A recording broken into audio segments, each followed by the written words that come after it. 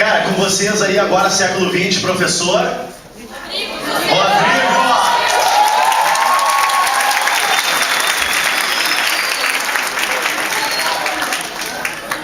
E aí, pimpolhos?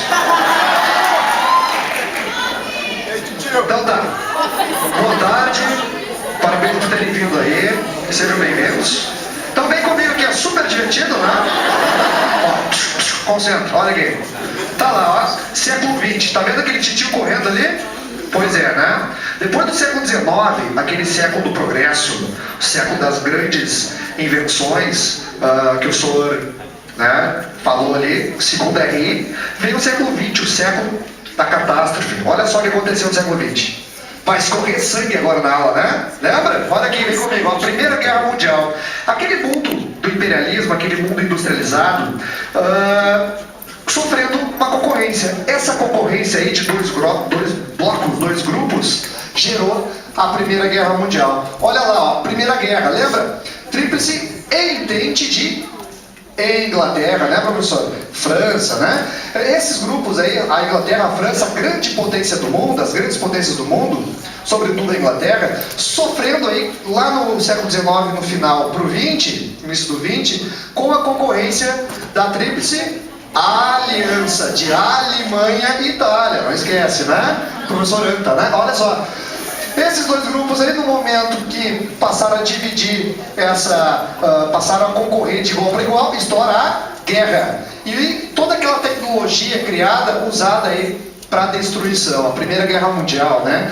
20 milhões de mortos aproximadamente. Resultado daquela guerra: destruição da Europa, a Alemanha derrotada, destruída, aniquilada.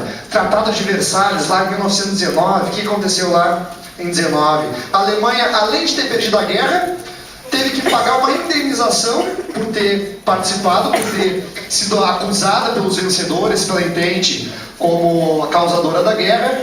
Perdeu acesso ao mar, perdeu o direito de fabricação de armas, enfim, destruída. Zé Ruela, né? Deu pra bola para a Alemanha. Só que isso favoreceu o surgimento daqueles regimes totalitários.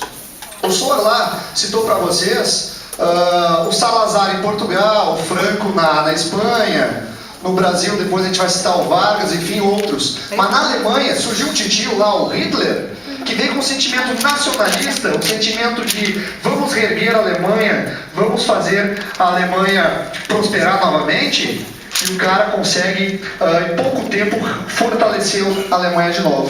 Resultado disso? A Alemanha forte, potência novamente, concorrendo de novo com Inglaterra, França e os Estados Unidos também na jogada, é uma das grandes causas aí da Segunda Guerra Mundial. Muito pior, muito mais catastrófica do que a primeira, cerca de 50 milhões de mortos, né? E a Segunda Guerra Mundial, dois grupos: o eixo de Alemanha, né?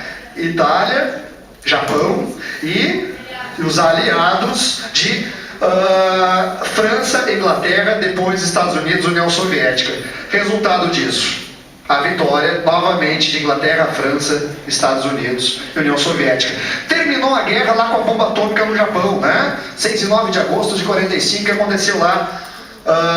O Japão destruído ali, aniquilado também, não tinha como resistir, mas acaba a segunda, começou a Guerra Fria, que não teve nada de fria, foi a nossa última aula, né? Essa semana, o mundo dividido entre Estados Unidos, o mundo capitalista, versus o mundo socialista, a União Soviética. Lembra lá? União Soviética e Estados Unidos eram amiguinhas na Segunda Guerra? Não, elas tinham um inimigo em comum, que era a Alemanha, a expansão da Alemanha. Depois que a Alemanha foi destruída, cada um no seu quadrado, Guerra Fria, mundo bipolarizado. Mais um pouquinho, Karina. Cada 20, o 20 é grande, século 20.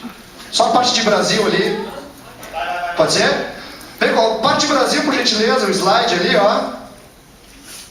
Olha aí, Brasil, República do Café com Leite, aquele Brasil ainda agrário, rural, do café, as elites cafeicultoras coordenando a política no Brasil. Por que café com leite? Ora São Paulo, ora Minas Gerais. Esse café com leite, vocês vão ver em aula ainda com o senhor, ele foi quebrado para um novo grupo, um grupo que tinha ideias de industrialização, de progresso, que é a ideia do Vargas. O Vargas entrou a partir de 1930, e aquele Vargas que entrou no Brasil, de um formato de golpe, né, que a gente chama de revolução, ele acabou se tornando um ditador entre 37 e 45, um ditador muito parecido com Hitler na Alemanha, Mussolini lá na Itália. E esse cara aí participou da Segunda Guerra Mundial contra a Alemanha e contra a Itália, a incoerência do Vargas, né? A gente citou na aula, o Vargas se vendeu para os Estados Unidos por ganhos econômicos.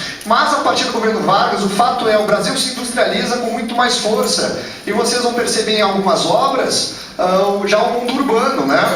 A cidade, a urbis, nas leituras obrigatórias aqui. E depois desse governo Vargas, teve a ditadura dele, depois tivemos um período entre 45 a 64, novamente democrático, até que a ditadura voltou de novo. E outra incoerência da história, o mundo capitalista, lá da Guerra Fria, coordenado pelos Estados Unidos, dizia ser o mundo da democracia. E esse mundo da democracia, que é liderado pelos Estados Unidos, incentiva a antidemocracia na América Latina, que é as ditaduras militares, para evitar o avanço do socialismo. Então aqui sempre relaciona Brasil com o geral, tá?